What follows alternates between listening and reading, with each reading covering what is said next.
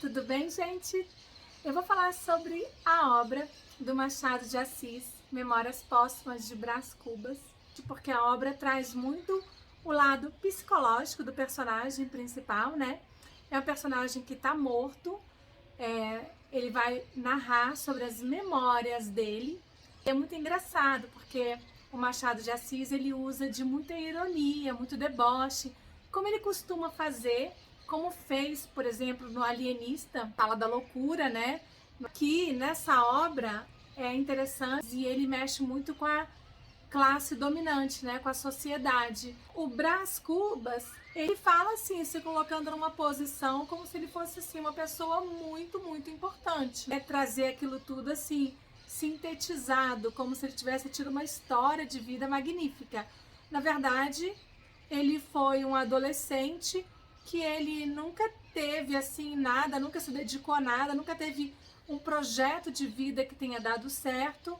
Ele era chato, ele era egoísta, ele não teve muita sorte também no amor, ele se apaixonou por uma prostituta, depois ele se apaixonou por uma mulher casada, mas ele teve condições, ele era de uma família que tinha condições e ele poderia ter feito muita coisa interessante, né? Depois ele foi fazer faculdade em Portugal. O lado psicológico vale a pena falar porque é como se assim, é tão fácil a gente falar da nossa vida depois que a gente está morto, porque não vai ter ninguém para dizer o contrário, né? Então tem muita ironia nisso também. Ele conta a vida dele do jeito que ele quer. E isso lembra muito a psicologia, porque na verdade todos nós temos uma tendência a, digamos assim, objetivar as nossas palavras, né? Objetivar a nossa vida como se estivesse assim sintetizando em uma coisa só. Tanto que hoje a gente vê, por exemplo, aí em redes sociais, aqueles testezinhos. Ah, veja com quem você se parece, com qual herói você se identifica, com qual princesa, com qual, enfim.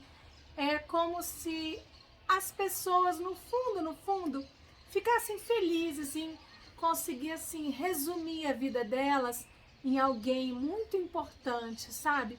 Alguma coisa muito boa para contar. No caso do Brás Cubas, tadinho, ele foi muito inútil, ele não fez nada de útil durante a vida toda.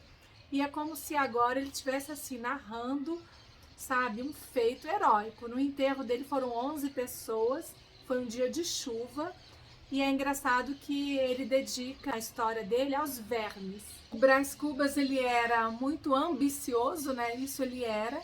E assim, na psicologia a gente tem muito isso, né? De, por exemplo, todo desejo tem uma falta.